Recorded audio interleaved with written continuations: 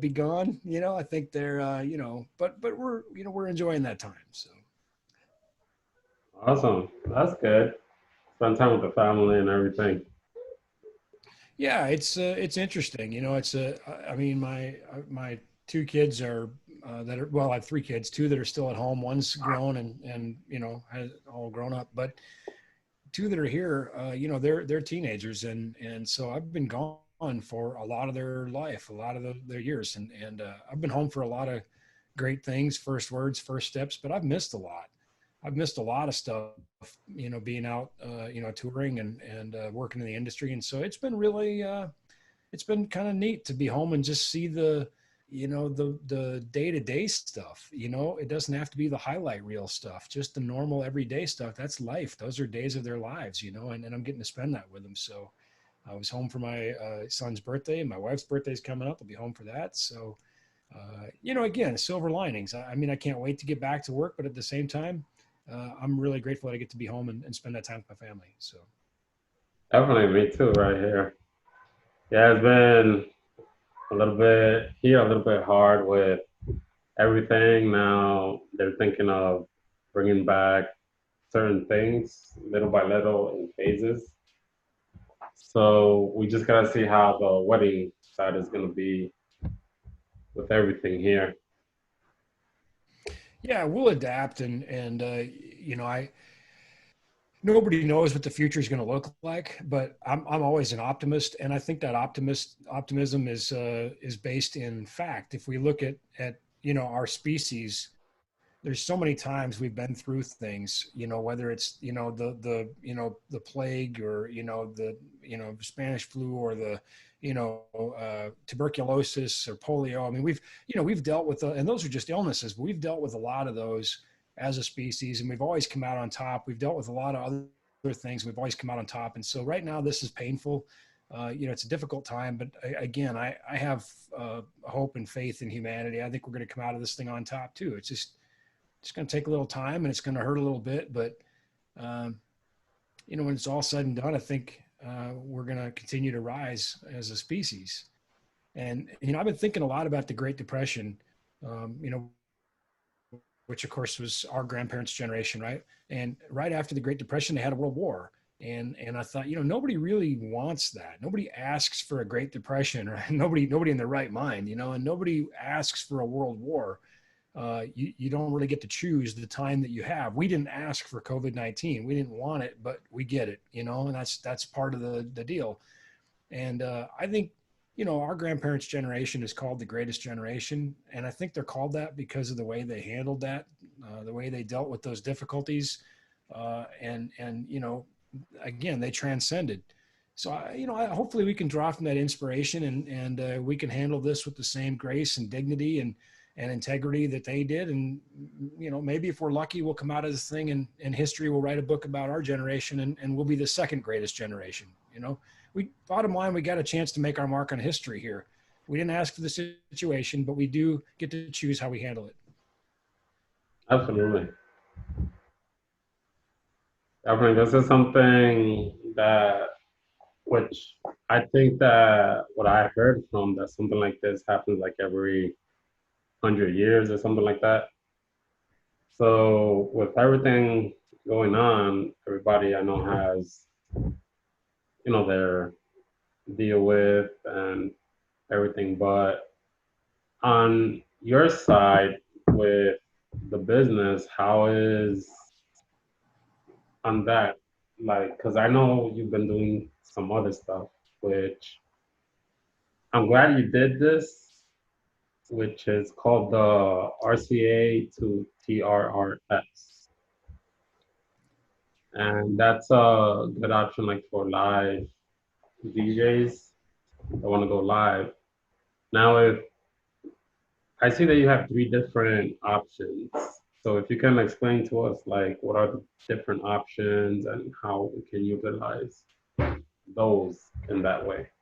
Well, yeah, the first thing I'll say is that cable was a pain, man. That was, There's so much variation in mixing boards and DJ controllers. And then there's so much variation in the devices, the Android, iPhone, different versions of Android, different hardware, different manufacturers. iPhone changed over the years. And just when we thought we had it good, we'd find a device that didn't work that good on it. So we change it. And, we just kept refining the process. But we knew that this wasn't going to be a moneymaker. We knew that this wasn't going to be something that was going to make us a bunch, certainly wasn't going to replace the revenue that we normally would have. But what we did know is that a lot of DJs are, they're running good businesses and they're successful business people as DJs, but that's not necessarily the only reason you DJ. We know that a lot of DJs, in addition to being successful business people, are also passionate performers, and they just want to do it and they want to share their craft with the world. And so that's why we felt it was necessary to come out with this cable, is to give DJs an option, something that we could kind of put under our control to get, out in the distribution channel and get in their hands so they could do it, so that they could go do those mixes and have kind of these online, sets and these online parties, bringing joy to people. Cause that's what we do, isn't it? I mean, that's what our whole industry is. It's about bringing joy to people. So that's the philosophical answer. The technical answer, there really aren't three versions. We have two adapters that you can add with them. And there's a couple reasons. And I'm going to tell you not to buy one of them. I think you'll find that surprising, but my integrity always has to come first. So the first one is the cable itself. And it's an RCA on one end and a TRRS on the other end, which there's two versions of TRRS. And we use the CTIA standard, which is the most common. It's what all the Apple products are and pretty much anything new. And the reason there's only one RCA on the other end is because this is going into the mic input on your phone or tablet. And that's only mono anyway. So it will still come out of both speakers, left and right, but it's only a mono input for the mic. And so there wasn't any need to have two RCAs. The adapters we included was one that allows you to plug it into a 1/4 inch output. Again, whether on your mixing board or controller or whatever. And then the other one is a dual RCA to single RCA. And that's for people who couldn't switch their controller to mono and needed to send that left and right content into the cable. But I'm really not a fan of using that because it forces the op amps to drive against each other in the outputs, which is a bunch of nerd speak, but it's okay for, these short online sets, but generally speaking, I'm not a big fan of Y cables. So we did it because our customers wanted it, but I'm just telling you, just switch your controller to mono and skip the adapter. Awesome. That's really good to know. You know me, man. I'm a nerd. I got to do nerd stuff, Absolutely. Now, with here, we have a couple of questions. Oh, right on.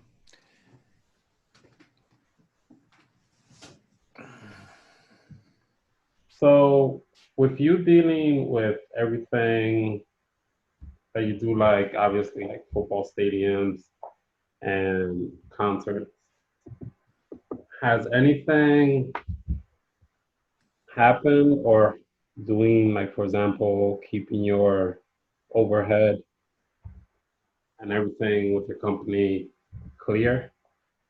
Like, how has that been going through with your clients? Like, has there been any changes with the events that you've been doing? Oh, there's been changes for everybody. We lost playoff hockey. We lost playoff basketball. We had a nice contract with the NCAA, and we lost the College World Series. So, I mean, I think in a matter of, I don't even know what time frame, but it was almost like in a blink of an eye, we saw $1 million gone, just gone, and, that's really tough. Again, it's tough for everybody. We've kept our employees on payroll. We're trying to catch up on some rainy day stuff. In fact, that's kind of an analogy I used talking to the team. I said, there's all these things we said we'd do when we had a rainy day. Well, it's pouring outside, so let's get to it. So we're going to Yeah, try to come out of this thing, better prepared. We're doing some maintenance on equipment, trying to make some upgrades, try to make the life for our customers better. But yeah, it hurts a lot to lose those things. And in addition to losing those events, of course, our customers that we supply equipment to have lost events. So yeah, this isn't really any fun for everybody, for anybody really. Um, but you just do the best you can. So I remain optimistic. Nobody's having any fun right now, I can tell you, but you got to keep your eye on the future. You got to keep your eyes down the road. So I mean, we know these things are going to come back. We don't know when. Nobody knows when. There's anybody that says they know, I think they're full of it. I don't think anybody knows. But these things are going to come back, and the people that are prepared to adapt and those that are making preparations to be busy again, they're going to be the winners in this deal. So absolutely. take care of your business, take care of your house, so to speak. I mean, get take care of your gear, do those maintenance upgrades you've been meaning to do, fix those things, clean some stuff, install new firmware, be in touch with your clients, communicate to them, remind them that you're there and you're ready to rock when they are. And, I mean, the idea that, some of the pessimists out there, talk about how this is, the, dystopian end of the world, that sort of thing. It's easy to feel that way right now, but that's not reality. The idea that all these arenas and stadiums are never going to have crowds again, they're never going to have games again, they're never going to have concerts again, that's nonsense. I mean, come on, people. We've been on the planet for a long time, and this is not going to be the thing that ends us. I don't think. We're going to find a way to get back to doing what we do. We are a social species, and we're gonna find a way to be with each other again. And might be a few months, might be a little longer. I don't really know what the timeline is, but I do know sooner or later we're going to get back to it. Absolutely. That I definitely like everything. With everything that we've been having, you guys, you know, keep us positive with everything. And I know we're going to come back stronger with everything going on. And, I can't wait to start shopping again. So Well, you guys yeah, are my number one people to shop with. we'd like you to start shopping again too. So we're on the same page there, but Yeah. but I mean, all joking aside, there was a guy I was talking to, another friend of mine, and I'm not going to say his name just because I didn't tell him I was going to talk about him. I didn't know I was going to talk about him; just kind of popped into my head. But I was talking to another friend of mine who's another industry leader, and a guy I respect a lot, and he was talking about this guy that he saw online, a DJ that basically was like writing a suicide note on Facebook, and I don't want to make light of that because that's a real thing. That's a deeply sensitive thing that people are really hurting right now emotionally. They're really hurting psychologically because they're not out doing the gigs and they're not out doing the things they're used to. And to his point, he said there is more to you than just being a DJ. And I agree with that, so this is just kind of a message to anybody that's really feeling the hurt right now. We're all feeling the hurt right now, and you're not in this alone. Okay. Believe me, like I said, nobody's having a good time, but there is more to you than the gigs. I've had a wonderful 26-year career. I have literally worked all over the world and I've loved every minute of, okay, maybe not every minute of it, but and I can't wait to get back to work. I'm excited for that. But for right now, I'm going to take this time and do those things that I wasn't able to do when I was out working so hard. So, take care of you, people. Be well. We're going to get back to work. All right. Don't worry about it. Your job doesn't define you. Okay. Absolutely. And here, what can you say, like, with everybody? Like, are you guys having, and after this comes back, are you guys having any sales? Are you guys having anything available for the DJs or anybody in this industry available? Yeah, we're always going to have sales. Obviously, we had great sales. We had stuff lined up for Mobile Beat, and of course, that show, had to be canceled. And we're going to keep, obviously trying to take care of our customers. There really is not a lot of margin on the gear. So I think people, like somebody said, it's going to be half off. No, I wish, I mean, we're making, 5, maybe 10%. It's, even if we sell it below cost, it's still ain't going to be half off. I mean, I think, again, there's going to be a little bit of a bump in the road because China was closed and Malaysia was closed, and that's where a lot of this stuff is made. So we're actually going to run into some situations where there's not going to be inventory. We're already kind of seeing that where there isn't stuff in stock to sell. And so that obviously doesn't help the, doing sales thing. But yeah, absolutely. When we get back to and we're doing business right now and people are buying stuff right now. Again, it's a good time to buy gear that you were thinking about upgrading. Good time to, learn a new system or a new controller. Terrible time to do that is right before a show. It's a great time to do it when you don't have shows. So people are still buying and we're obviously offering some great deals. But yeah, when this thing's over, we're absolutely going to keep offering great deals. Maybe we'll have a quarantine's over sale. I don't know. Yeah. Awesome. And where do you see like with everything, how you said with China and everything, with our industry, like say the lighting companies, what do you think that might happen? You think they might still build out or build inside the United States? I think we may see some more stuff being built in the U.S. I think, that's going to be a global trend. I think this will change the way commerce is done a little bit. I know that several companies have already been looking at moving out of China, and they've been looking at maybe other Asian, Pacific Rim countries. That was kind of driven by the tariffs. And now I think people have seen a bit more vulnerability. I don't know that our gear will be affected so much. I think more we're going to see changes in things like healthcare supplies and pharmaceuticals, where the country is now looking at our ability to get those things into the country as a potential national, concern. If we have those things manufactured at home, maybe we have a little more control of the supply chain. Obviously, that doesn't have much to do with DJ gear. And as much as we like what we do, the truth is, if people don't have speakers, the world doesn't end, right? So our stuff's not national security, but I think we'll probably see some changes, but for the most part, no, I don't think we'll see a lot. This is not just, you have to think too, like the company that makes the iRig, IK Multimedia, they're in Italy. And, Italy is hurt about as bad as any country I can think of, by this thing. So it's really, and RCF loudspeakers also made in Italy. So, I think, I don't know. It's hard to say. I'm not a clairvoyant, I guess. Well,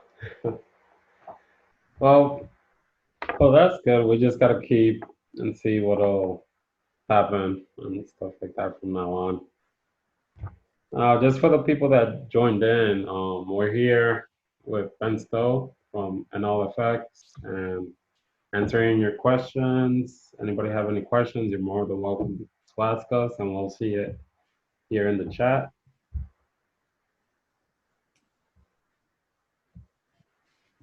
I'm a Scorpio. I like long walks on the beach. Like puppies. Yeah. I don't know what else you want to know.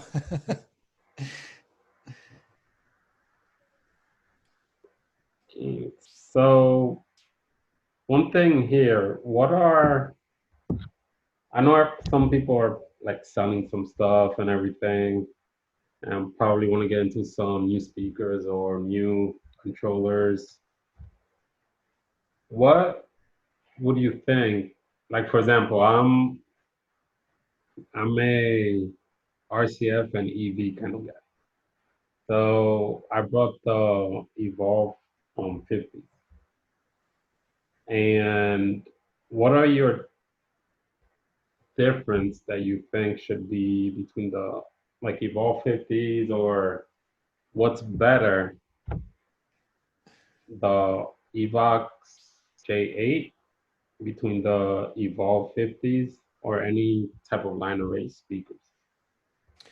Well, I tell you what, if you put 10 sound guys in a room, you'd probably get 11 different opinions. I think between and I think there's a lot of subjectivity and opinion here, but I think when you mention like the J8 versus the Evolve, I think the Evolve is the clear winner. And I think RCF would agree with that because the J8 was not designed to run on that level. It's a bit lower price point. It's a great sounding system and I love the J8, but it's a substantially lower price than the Evolve. and you typically have kind of a price and performance trade-off. Now, if you talk about the Evox 8 versus the Evolve, then I think, you're kind of down to a bit of a shooting match. The Evolve has the waveguides on it, has a little bit better DSP. The Evox has an adjustable height and a swivelable head. I mean, you can kind of go back and forth. And at the end of the day, they're both awesome systems. We sell them both and I love them both. I think if you sent me out to do a gig with either one, I'm happy. So it comes down to personal preference, I think, to some degree. And that's one of those things. I'll tell you what, I'll just wax philosophical for a minute. I see it on the forums. Somebody asks, what should I get? And pretty much everybody always says that they should get whatever that person owns, which is good. I mean, if you have it and you like it, that's good. But that doesn't mean it's the only right answer. Yeah. People get so territorial about their loudspeakers and they just dig in, man. It reminds me of like you ever seen the Calvin sticker where he's peeing on a Chevy logo or peeing on a Ford logo? You seen those on the back of a truck or something?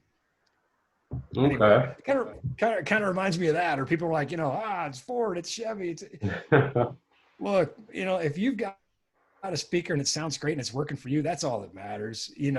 Good. But I do like that people are spirited, about what they own. I like that. But just saying, there's not necessarily always a right and wrong answer here. Gotcha. Oh, definitely. I love them both, but I think practically EV, like, I think for weddings, yeah, like RCF, it varies. So Yeah. like I could see, I believe a couple of months ago, we did a event and we used ETX to do a three 2,500 kids school dance. So honestly, like I've done like in Texas, I've done with the RCF and the RCF kicks as well. But I guess it depends like how many you have attending. Yeah, you got to have the right rig for the gig. That's why they come in different sizes and shapes and all that sort of thing. And the great things about the column systems like the Evox and the Evolve and ones like that, they're very lightweight and portable. They tend to have wide dispersion, but they're not going to do 2,500 kids. That's why you need something like ETX has 18 millimeter birch box and serious drivers in it. They're like I said, right rig for the gig. Awesome.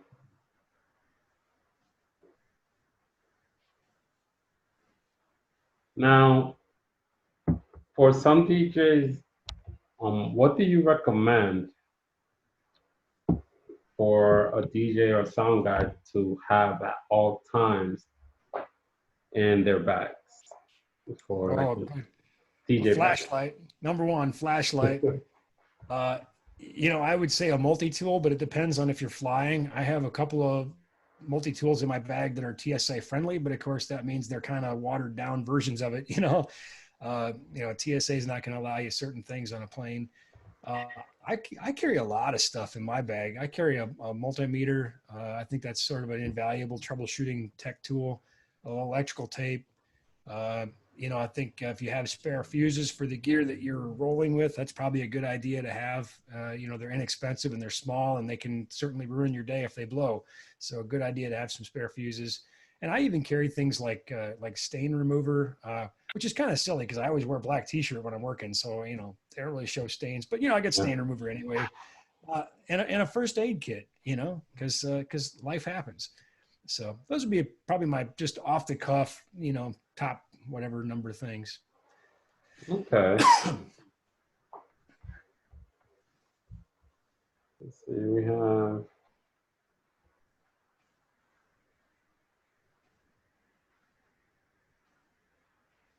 So I know you probably get this a lot. We had one person say, "What to get a basic DJ setup? Like, say if you're between a beginner to mid, and obviously, like probably now you'll have like more people going out to buy stuff. Mm-hmm. They're starting to begin. What are the top what are the top that you will get that won't break the bank? Well, I think it depends on the size of your bank. I mean, there's that, but I do think there's also, diminishing returns. If you look over my shoulder back there, you can see there's a light. Well, it looks like a light kind of. It's actually made out of coffee cans, and that's how I started. I was living in a homeless shelter when I started, and so people, will say to me now, sometimes they'll say, well, you don't understand, I'm on a budget. And I'm like, you don't even know what I know. I mean, trust me, I know the choice was buy gear or eat, and that was a literal thing. So, I think at some point, you have to start where you start. But I would say, having walked that walk and having learned some of the lessons I've learned, there are some things I just wouldn't do again. I wouldn't buy $100 wireless mic. I mean, I would just save money until I could have one that I could feel good about. That's certainly, wireless is becoming an increasingly challenging environment. Now, some people out there might say, well, I have $100 wireless mic and it works fine. Well, I'm happy for you and I hope it does, but statistically, that's not usually the case, so I would say, if I'm just starting out, I probably wouldn't necessarily go for ETX. I think ETX is great, but I think you could start out with something like ELX 200 or something. And there's even DJs using ZLX, which is great, a great value speaker. Uh, Again, it really depends on what the size of your bank is. Certainly get the best that you can and that you can justify. And it's going to serve you well. It's going to sound better. It's going to look better. It's going to last longer. But you have to be able to make a return on the investment too. That's your business, right? Yep. So I would just pick out of the air. I would say maybe, $5,000 to maybe $10,000 probably gets you, started with the really decent system. Bear in mind, there's other things that you're going to need, cables, maybe this is a hot topic, right? Facade or not facade, table, drape, whatever, maybe some lighting, probably some lighting. But you're also going to need a decent computer. That's pretty much, everybody is DJing now using computer with, there are controllers that are standalone and don't need one, but for the most part, you're going to need a decent computer. And there again, just a decent piece of hardware is going to serve you better. And then of course, the biggest X factor, which I can't help you with, is music. You got to get your music. There are some great pools and things out there. Good resource to look at. Honestly, Joel, you're probably a better person to talk to than I am about that. But I would say, if you budget, $5,000, you can definitely get started. 10 grand, you got a better rig for sure. And, from there, the sky's the limit. I mean, you got a big bank, you can spend whatever you want, I guess. Yeah. That's absolutely true. We have now with everything I see on that you're coming out with, like the Bun booth that Joe Bun created. I see that you also selling that you make custom plates like for your powers and everything. And also the XLRF to XLRM for the antennas, I believe. Now, can that be used for any application, meaning on a regular, like say a roll case or anything that you can rack mount it? And what's the best purpose to use the antenna adapters? Would it be the paddles or the antennas? I'm going to answer those as two different questions because I think they really are two different questions. So number one, I'm actually going to do a screen share. As you were talking, I found a picture of one of these panels. Let me know if that showed up for you. Yep. So there's an example of one of the custom panels we made. I know the guy I made it for. He's a great guy. I'm pretty sure he doesn't mind me showing his logo out here. But here you can see you've got all your connectivity on the panel, and then there's tails on the back here that are going to plug into those devices. So what it allows for is really quick setup and tear down, very quick disconnect and reconnect of your show. Just kind of gives you quick access to all those things at a convenient place. Here's another example, some smaller panels that these were mounted on the outside of a DJ controller case, not a booth like the top one. And again, same kind of concept, just giving quick access to those things so that you can access them on the outside of the case and make your setup a little cleaner and a little faster. The question I get all the time from people on custom panels is, what should I get? And I always say, I have no idea, because they're custom. It's for you. We can certainly give some guidance, and we do, and we can certainly show some examples. But the beauty of this is you get to pick what's best for you, what's best for your setup. How's this going to help your workflow? You get to create a little bit. And then, we kind of work through that process, and we try to keep people out of trouble a little bit. Once in a while, we'll see somebody ask for something that doesn't make sense. You kind of say, what are you doing here? What does that go to? And they'll say, oh, it goes from this to that. And you can say, oh, okay, that makes sense. Or sometimes we say, that's not going to work. So we try to head off those problems before they get into the production stage. As far as the antennas, here comes some RF nerdery, 101 and maybe some 202. Most wireless mic systems ship with short little antennas. They're about 6 inches long or so, and those are called quarter wave antennas. And those are a monopole. So they need to be attached to a ground plane, like the chassis of the receiver, that sort of thing, meaning you can't remotely mount those. So if you wanted to put your receiver down in your bun booth and then you wanted to put your antennas up, which you do, because one of the really critical things about good wireless reception is line of sight. We want to keep nothing between our antennas if we can. Our transmit antenna and our receive antenna should be nothing in between them if you can help it. Now, of course, you're going to have people in the way and that sort of thing. So the more you can get that antenna up in the air and the more you can mitigate that interference, the better your reception is going to be. So quarter waves, they're out. So we're probably going to go to something like a half wave, which is twice as long, which makes sense. The half wave would be twice as long as a quarter wave.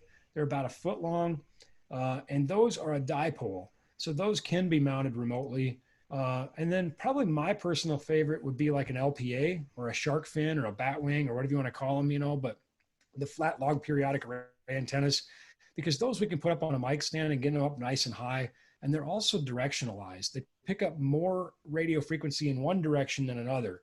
So that helps us reject interference coming from directions we don't want.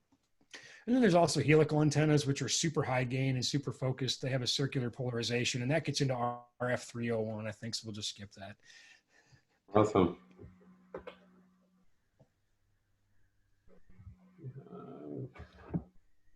We could talk a little bit if you wanted some super fun advanced stuff about wireless. Most people don't realize there's a 90-degree relationship between the electrical properties of the radio wave and the magnetic properties of the radio wave.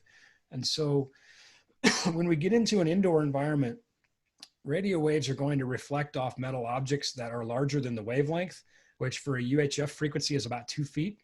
And so anything smaller than that is going to reflect that radio wave. Even like a chain link fence, it's going to cause problems with radio waves because the holes in the fence are smaller than the wavelength. So you've got this 90-degree polarization of electrical and magnetic fields. And as these waves are bouncing around, they can actually run into each other, and we call that multipath interference. And so kind of a little nugget of usefulness is, one, try to keep your antennas at least a quarter of a wavelength apart, so at least 6 inches apart. More is better. Up to a full wavelength is even better. And two, if you're using monopoles or dipoles, stick antennas, as it were, keep those at a 90-degree polarization from each other as well. So as these radio waves are bouncing around, you're going to have a better chance at receiving. Those antennas have kind of a radial pickup pattern, so that's going to give you kind of a crossed pattern and going to give you the best chance of good reception. So there you go. You got an RF degree in like 10 seconds. Right. Now, speaking of RF, what about, like, I know the last couple of months or your couple of years, they've been talking about the switching for the radio frequency. So have you know anything? I know that Sennheiser and EV, they put out mics already that can handle it. Have you know if they already went fully? Because I'm hearing like different conversations that, oh, if they catch you with the bandwidth that you're not supposed to be using, they could fine you and stuff like that. Boy, that's a long topic. I'll give you the Reader's Digest version here. So what we're talking about happened about 4 years ago, actually, and we're kind of in that process a little bit longer even, but really started to take place about 4 years ago is when it really started to happen. The end of the process is supposed to be July of 2020, so just around the corner. And what we're talking about is that the frequencies above 616 to 698 were auctioned off. T-Mobile bought a lot of them and other, which by the way is really funny. So this 5G thing, people are talking about 5G. That's the same frequency we use for our wireless microphones. So I don't know what people are freaking out about. But anyway, Uh, uh, now there's different 5G is complicated because there's also 5G that's way up in the like 27 gigahertz or something. But anyway, I digress. Just wanted to stir the pot a little bit with all the conspiracy people out there. Anyway, so what we lost is that 616 to 698. That means we had to pack down underneath that from 470 to 616. Now, we were never able to use 608 to 614 because that's TV37. That's always been reserved for medical telemetry and radio astronomy, and it still is. So what we have now is 470 to 608 and 614 to 616. But they also gave us, with some caveats, a little slice of the duplex gap, which is 652 to 663. But if you're an unlicensed user, you can only use 6 megahertz of that, and you have to keep it under 20 milliwatts. And there's no way I can keep this short. Just to suffice to say, there's a lot. This is government stuff. It's always complicated.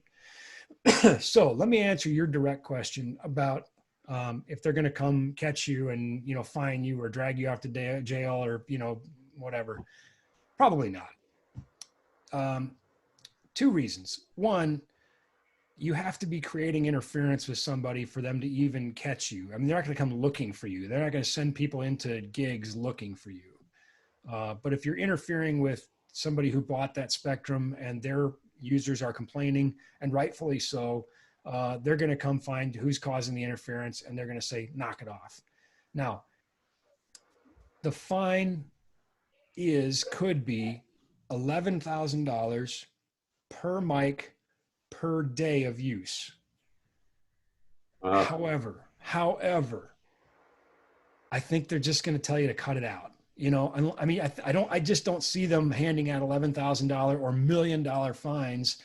Now, if you get a fine, don't say, well, you told me I wouldn't. Look, I didn't say that. I said, just practically speaking, realistically speaking, they're probably just going to say, hey, cut it out, knock it off. Now, if you do it again, yeah, they're going to probably throw the book at you. The bigger issue is not the fine that you may or may not ever get. The bigger issue is that you are operating at a much lower power. Wireless mics operate somewhere between 1 milliwatt and 50 milliwatts max. You're going to get crushed. If T-Mobile is operating and there's 100 people in that wedding that have phones that are operating on their 5G 600 megahertz, you're not using your mic. You are just going to get crushed. So the bigger issue isn't the fine. The bigger issue is that your equipment's not going to work. So don't be there. Short answer. I mean, there's no reason to stick around and wait and see if you get a fine. I think just, go to where it's a usable frequency and you'll have better results. Now, a lot of people misunderstand the July deadline and they say, well, I have until July. And of course, 4 years ago, that sounded a lot longer away. Now it's only a couple months anyway. yeah. But that's not really true. That's the latest date you have. The actual deadline is as soon as whoever bought the spectrum, which in a lot of cases was T-Mobile, as soon as they go live, you got to get out. They own it. You don't. You didn't pay anything to operate there. You didn't acquire any license when you bought your wireless mic. You only bought hardware. They own that frequency, like it or not. And a lot of us don't like it, but like it or not, it's theirs. They own it. Get out. Wow. So I think you asked me about 4 questions at once when you asked it. I Yeah. don't think That was, did I cover them all? I don't know if I covered them all or not. oh yeah, that was good. Okay. All right. And Here's a short answer. I'll leave this with your viewers. It's confusing. It's a pain. Again, this is run by the government. Just saying. Feel free to message me. Obviously, I do this stuff. I like this stuff. Feel free to send me a message and say, Ben, I need to get a new wireless mic. What should I do? And I'll be happy to help you. okay, absolutely. So you heard them, guys. Now, if they recently brought, say, a certain type of mic, like say for example, like Evie, and say something happens a couple of years from now, would the newer mics, like say, would you be able like to send the mic in and just like retouch it up? That way you don't need to spend like another $1,000 or $2,000 on a mic. Yeah, what you're talking about is called rebanding, retuning, recrystalling, and you can even do that now, but it usually costs more to do that than it does to replace a mic. So if you have a really expensive mic, it might make sense. If you have a $500 mic, no way it makes sense. Uh, Yeah. but I'll say this, it's not going to happen again in a couple of years. I really don't think so. Nobody has a crystal ball, but what we're talking about is bigger than microphones. What we're talking about is broadcast TV, because we live in the same space they do. So we're talking about the lower UHF, which is 470 to 608, and then 614 to 616, like I said earlier, right? So in order to take that away, all these TV stations that just moved at great expense, that just moved from 600 down to 500, they'd have to move again. And there's nowhere else for them to go. And it's not just a matter of moving the TVs. Then you also have to move everybody's tuners at home. Your TVs can already tune to those UHF channels, so it wasn't that big of a deal. But if you take all that away, then how do people get over-the-air TV? And I don't think that the FCC is ready to take on that fight yet, because even though a lot of people get their media content by streaming and that sort of thing, when you start talking about taking away over-the-air broadcast, you talk about civil defense, weather, all that sort of thing. I mean, it's a really complicated issue. And here's something that'll make everybody feel a lot better. When they originally decided to auction off the 600 megahertz band, they were looking to take as much as 136 megahertz of bandwidth, which is a huge chunk. Would have gone way lower than 608. We'd have lost way more than we did. And the fact is, the people they were trying to auction it to said, we don't want it. We don't need it. We don't need that much space. And so I don't think that is the case. We're finding new schemes, QAM and that sort of thing to, get more, bit cycles per, bits per cycle, excuse me. I don't think that they're going to come grab more frequency anytime soon. The money, it's all driven by money, and the money isn't there. So I think you're good. If you buy a mic now, I think you're good for 5 or 10 years. And, let's be honest, 5 or 10 years, you'd probably replace it anyway, right? So does That's that make cool. you feel better? Yeah. Oh, that's really good. I'm very informative on that. I try. Now, would you have anything you want to share with everybody on, like, with NL Effects, if they have any specials going on or anything that you guys are doing to help out with the industry or the DJ community? Yeah, I do. I think the first thing I would say is, hopefully the last 20 minutes of this video have shown you that we're not just people who take your money and send you a box of gear. We use the stuff, we know the stuff. We have many wonderful, very knowledgeable and caring experts on our staff. I mean, not just knowledgeable people. We have some like legit experts, people who are working with Grammy winners and Hall of Famers and some of the, big events around the country.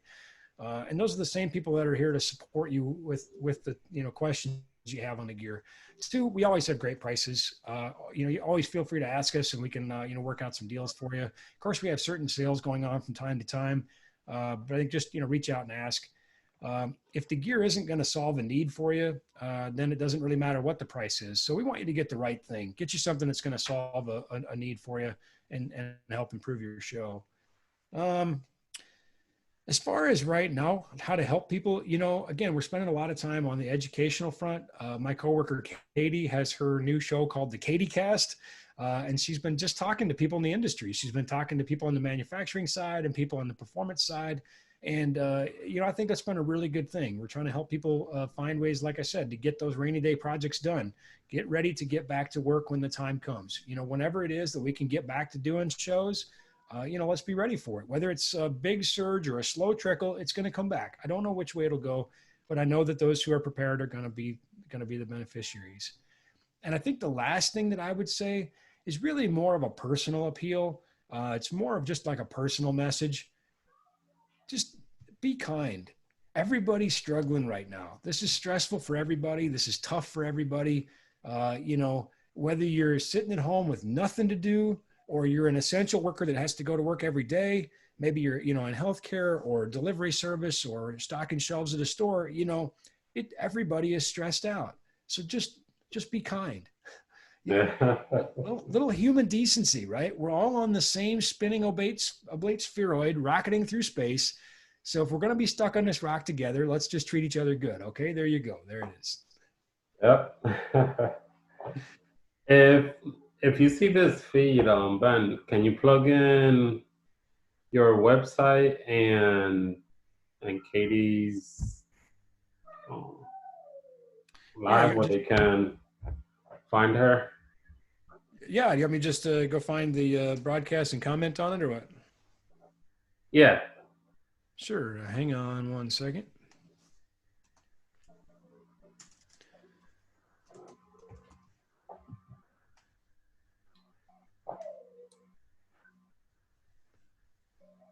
Awesome. So just let everybody know we're here every Thursday at Oh, we got 7. a. Yeah, sorry, Joel. I didn't mean to interrupt you. I just saw Michael Gardner. He's a good guy, but he's got a. Why you got an angry face on there, Michael? I think you hit the wrong icon. Uh, He's a good guy. I know he's not angry.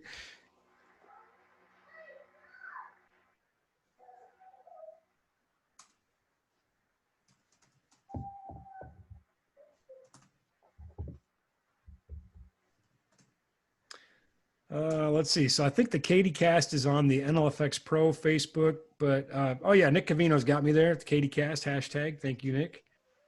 Uh, so good to see so many friends watching. Hope you all are doing well. Thank you for that. I'm gonna get you all a link to Katie's Facebook page here, and if you don't know Katie, you should. She's a rock star. She's outstanding. She's out there working really hard for you guys. There you go. I posted a couple things. awesome. Yeah, she's really good at everything, all your stuff. Got Again, I just love that I get to come to work with great people, and right now, of course, we don't get to come to work. We're all working from home and we see each other just on video chat like this, but yeah, good people, man. It's just good people that work at NLFX. They got big hearts and they're hard workers and they care about our customers. And, I mean, just, I don't want to sound too, whatever, sunshine and lollipops, but it's true. They're just good people. absolutely. And everything here, like, I know I could say myself, like you're a humble guy, and I could tell you that everything that you have, and when I met you down here in Orlando, that was the first time. It's a good So time. yeah, that's good. Yeah, Yeah, man. It's like I said, we may not all be in the same boat, but we're all in the same water, and you know, we're all just passing through. I don't want to get too philosophical, but that's the fact. As far as humility goes, like I said, once upon a time, I was living in a homeless shelter, and I certainly hope I'm never back there again. But fact is, everybody bleeds red. Or I mean, we all want the same things out of life, yeah, and none of us are getting out of this alive. So that goes back to being kind. yeah.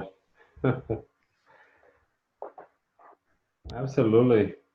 Now, what do you think everything here, well, this pandemic that's going on, what do you see the future of like shows? Because I've seen, like, for example, they did like rooms on Zooms where you could go if you want to see like a DJ or Chauvet, you click. Do you think that's something that people might go like in the future, or you think after all this we're gonna be like, oh, let's go to Las Vegas or Orlando and go to InfoCom or NAM? I think it's both. And I mean, I'm not a visionary, you know, I have no idea, but I think it's both. I think on one hand, you know, you're not putting the genie back in the bottle, you know, that we've seen that some things can be done online. Some things can be done, you know, with an email, so to speak. But at the same time, I don't think as a species that we are going to stop congregating. I don't think we're going to stop going to Orlando. You know, I mean, of course, just down the road, you got the House of Mouse and Universal Studios. I think people are coming back to that. I don't think the Orange County Convention Center is going to get shuttered up. I think they're going to have events there again. I think there is a real value in seeing each other in person, face to face. You know, I know that this is not popular right now, and certainly I'm not saying you do it right now, but I'm a handshake and hugs kind of guy, you know, and I think as a species, that's who we are. So at some point it's going to be safe and acceptable to do that again. And absolutely, I think we're going to get back to it. I think we're going to come to Vegas to fellowship and congregate, you know, and drool over gear. Yeah. But you know, when that's going to be, I don't know. I don't know if it's going to be 6 months or next year. Nobody really does. And I think other things, you know, we're going to keep doing like this. So Awesome. what do I know? Yeah. Now, do you have anything like coming up with NLFX? Like, are you guys gonna do any like showroom stuff or anything in the near future? Well, we have a lot of stuff coming up, but you know, like everybody, we don't really know exactly what the timeline is. Um, you know, I mean, I hope to be, you know, doing some shows this summer.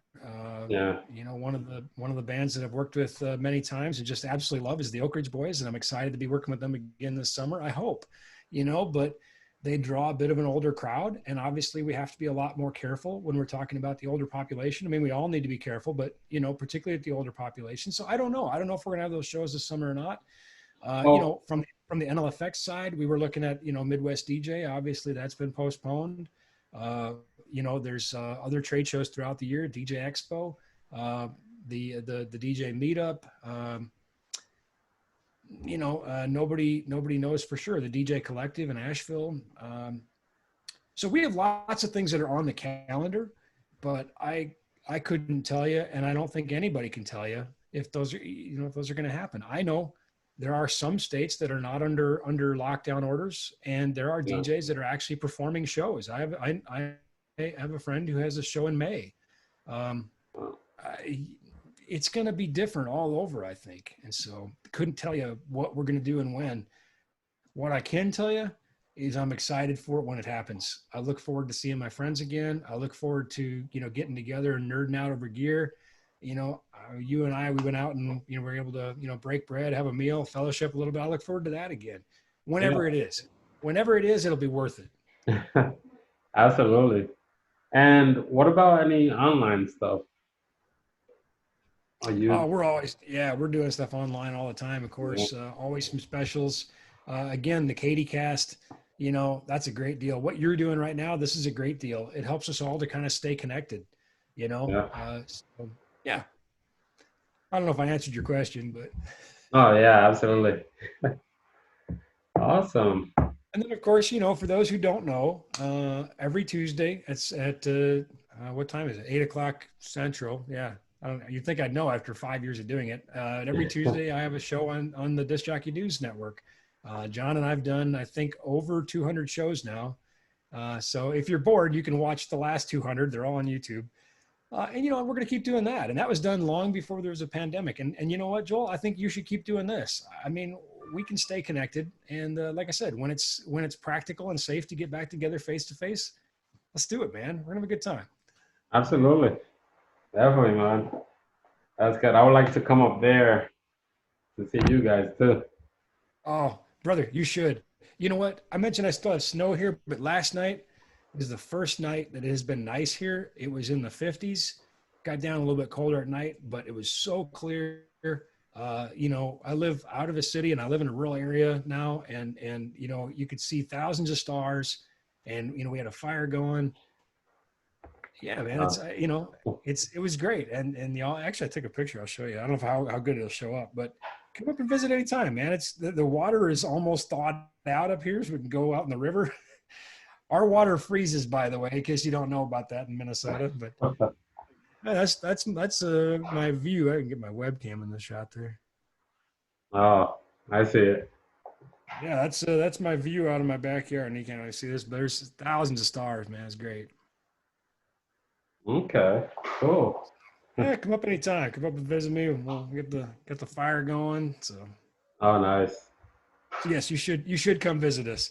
I recommend though, if you're coming from Orlando, you probably want to come in the summer. Well, I'm a New York kind of guy. I lived I in New York and moved down to Florida. I remember that. Yeah, I remember that.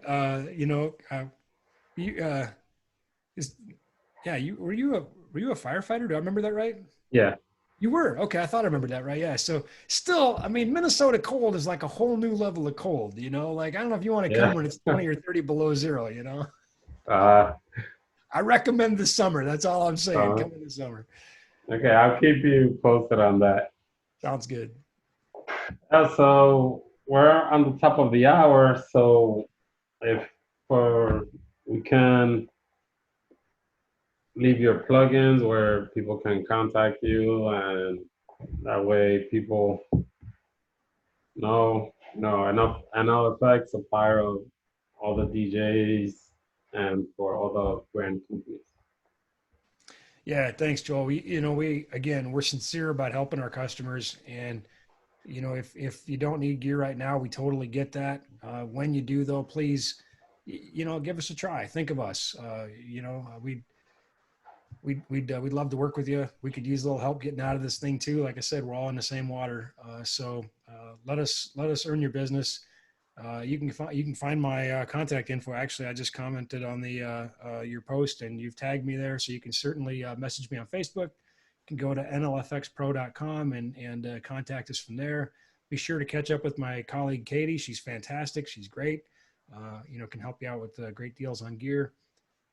Whatever is a convenient way for you to reach us, let us know what we can do for you. We'd love to help. So, Absolutely. Thank you, Ben. It was a pleasure having you tonight. Hopefully, we can do it again soon. sounds good, my friend. Thanks for doing this. Thank you. Have a good night. Thank you. Bye bye. Bye.